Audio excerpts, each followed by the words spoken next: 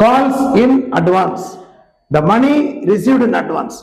ஒருத்தர் அமெரிக்கா போறாங்க, first application money allot money they paid.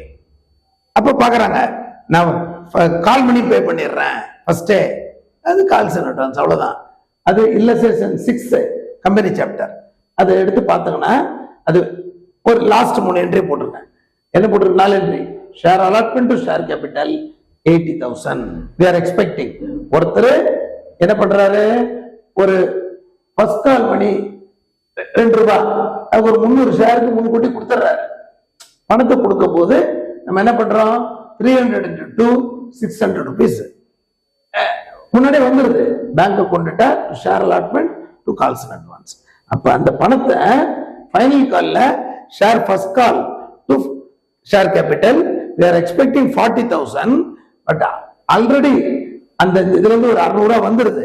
அதனால ஒன்லி ரிசீவ்டு பேங்க் கொண்டுட்டா 39,400, calls in advance 600 to share first and final call. That credit 600 should be debited. இத calls in advance. தமிழ்ல அழைப்பு முன்பணம் இல்ல, முன்னாடி வந்திருக்கு, எடுத்து பாருங்க, ஈஸியா புரியும்.